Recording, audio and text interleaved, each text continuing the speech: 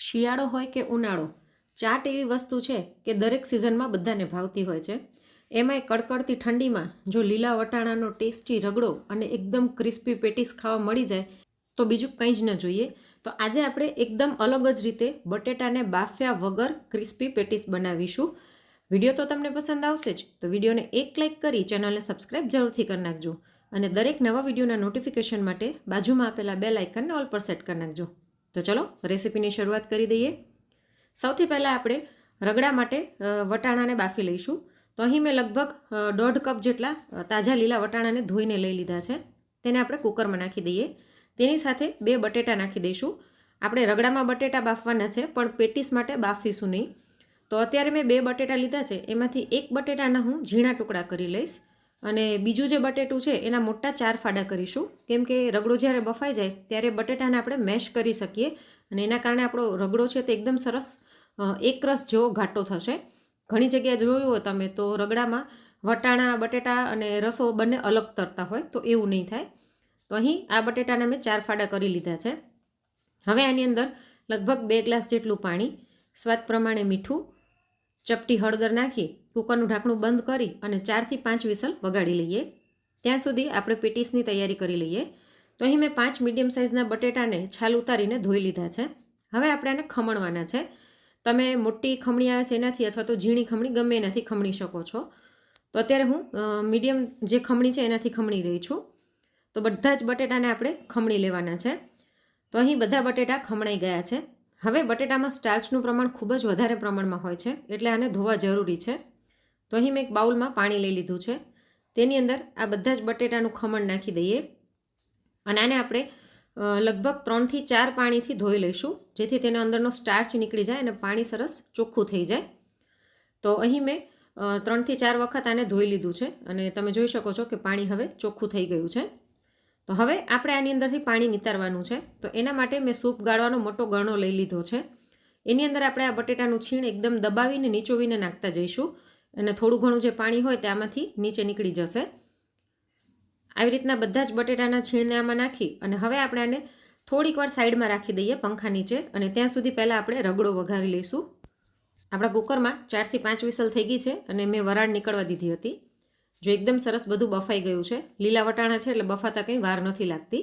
અને જે મોટા બટેટાના ટુકડા આપણે કર્યા હતા એને આપણે આવી રીતના ચમચાની મદદથી દબાવીને મેશ કરી દઈશું, એટલે રગડો એકદમ સરસ એકરસ થાય. ફ્રેન્ડ્સ, તમારામાંથી કોને કોને રગડા પેટીસ ખૂબ જ ભાવે છે અને તમે કયા શહેરમાંથી મારા વિડીયો જોઈ રહ્યા છો તે મને કોમેન્ટમાં જરૂરથી જણાવજો. તો જો આવી રીતના આપણો રગડો એકરસ થઈ ગયો છે. હવે આપણે આનો વઘાર કરીશું. તો એના માટે કડાઈમાં 1 ચમચી તેલ લઈ લઈએ. તેની અંદર અડધી ચમચી જીરું નાખી દઈશું. જીરું સરસ ફૂટી જાય એટલે 5 ચમચી હિંગ નાખી દઈએ. સાથે 1 ચમચી આદુ મરચાંની પેસ્ટ નાખી દઈશું, જેમાં મેં 1 તીખું લીલું મરચું અને 1 ઇંચ આદુને ખાંડી લીધું હતું.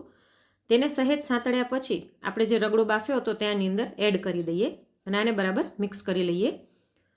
હવે રગડો જેમ ઉકળશે તેમ ઘાટો થશે, એટલે ફરીવાર આપણે કુકરમાં 1 ગ્લાસ પાણી નાખીને આની અંદર એડ કરી દઈશું અને આને મિક્સ કરી લઈએ. અને હવે આની અંદર મસાલા કરી લઈએ. બહુ ખાસ કંઈ મસાલા કરવાના નથી. આપણે 1 ચમચી રગડા પેટીસનો મસાલો નાખી દઈશું. આવી રીતના તૈયાર મસાલો આવતો હોય છે રગડા પેટીસનો, એ મેં લીધેલો છે. તમારી પાસે આ ન હોય તો તમે ઉસળનો મસાલો પણ નાખી શકો છો, અથવા એ પણ ન હોય તો ખાલી ગરમ મસાલો નાખો તો પણ ચાલે. સાથે 1 ચમચી લાલ મરચું અને 1 ચમચી ધાણા જીરું નાખી દઈશું. અને આપણે રગડો બાફવામાં મીઠું નાખ્યું હતું એટલે હું મીઠું એડ નથી કરી રહી. તો આ બધું બરાબર મિક્સ કરી લઈએ. તો એકદમ સિમ્પલ મસાલા છે, પણ છતાં રગડો ખાવામાં ખૂબ જ ટેસ્ટી લાગે છે. તો થોડીક વાર ઉકળ્યા પછી આની અંદર અડધી ચમચી આમચૂર પાવડર નાખી દઈશું. તમારી પાસે આમચૂર પાવડર ન હોય તો તમે લીંબુનો રસ પણ નાખી શકો છો. અને થોડી કોથમીર નાખીને આને બરાબર મિક્સ કરી લઈએ.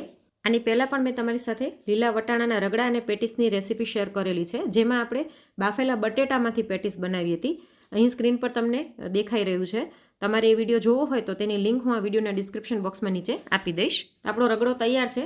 ધીમા તાપે એને સાઈડમાં રાખી દઈએ અને હવે આપણે પેટીસ બનાવી લઈએ.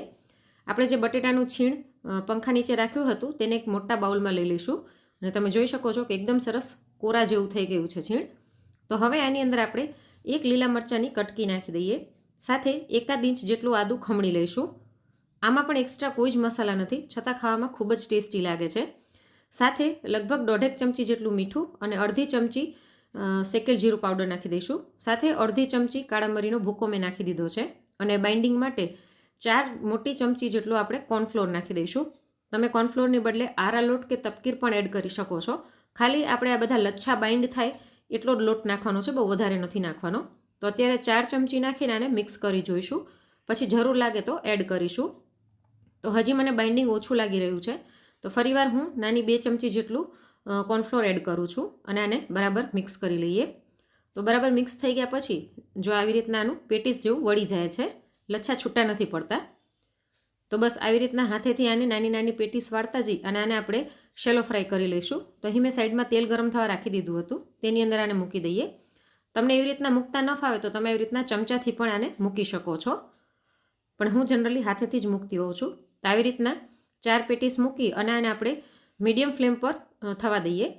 તો જો થોડીક વારમાં સાઈડમાંથી બ્રાઉન કલર દેખાવા લાગ્યો છે તો આને પલટાવી લઈએ. આ પેટીસ છે ને ખાવામાં એકદમ મજા આવે છે, એકદમ ક્રિસ્પી લાગે છે, અંદરથી સોફ્ટ હોય છે અને લાંબો સમય સુધી ક્રિસ્પી રહે છે. જ્યારે સાદી આપણે પેટીસ બનાવીએ ને એ થોડોક ટાઈમ પછી સોફ્ટ થઈ જતી હોય છે. તો આ બંને બાજુથી સરસ કલર આવી ગયો છે આનો. તો આને આપણે કાઢી લઈએ. ખૂબ જ ઓછા તેલમાં રેસીપી બની જાય છે. તો રગડો અને પેટીસ બંને તૈયાર છે. હવે આપણે સર્વ કરી દઈએ. તો અહીં મેં બધું તૈયાર કરી લીધું છે. રગડાને મેં એક બાઉલમાં કાઢી લીધો છે. તેની સાથે ખજૂર આંબલીની મીઠી ચટણી, ઝીણી સેવ, લાલ મરચાં અને લસણની લાલ ચટણી, ગ્રીન ચટણી, દાડમના દાણા, મસાલા સિંગદાણા, ઝીણી સુધારેલી ડુંગળી, કોથમીર અને તૈયાર કરેલી પેટીસ લઈ લીધી છે. અને જો પેટીસ કેટલી સરસ ક્રિસ્પી છે, અવાજ ઉપરથી જ ખબર પડે છે. અને આ લાંબા સમય સુધી આવી જ ક્રિસ્પી રહે છે અને ખાવામાં ખૂબ જ મજા આવે છે. તો હવે આપણે પ્લેટિંગ કરી લઈએ. તો મેં પહેલાં પણ કીધું એમ કે ચાટ એવી વસ્તુ છે ને કે લગભગ નાના મોટા બધાને ભાવતી હોય, અને એમાંય શિયાળામાં આવી ગરમા ગરમ ચાટ ખાવા મળી જાય તો મજા જ પડી જાય. તો આપણે પ્લેટમાં સૌથી પહેલાં રગડો લઈ લઈશું. તેની અંદર 2 પેટીસ મૂકી દઈએ અને ઉપર ફરીથી થોડોક રગડો નાખી દઈશું અને ત્યારબાદ બધી ચટણીઓ નાખી દઈએ. ચટણી બધી તમે તમારી ચોઈસ પ્રમાણે વધારે ઓછી નાખી શકો છો. તો સૌથી પહેલાં ખજૂર આંબલીની મીઠી ચટણી, લસણ અને લાલ મરચાંવાળી તીખી ચટણી, લાલ ચટણી અને એની ઉપર ગ્રીન ચટણી નાખી દઈશું. તેની સાથે ઝીણી સુધારેલી ડુંગળી, થોડાક મસાલાવાળા શિંગદાણા, દાડમના દાણા અને એકદમ ઝીણી જે નાયલોન સેવ આવે છે તે નાખી દઈશું.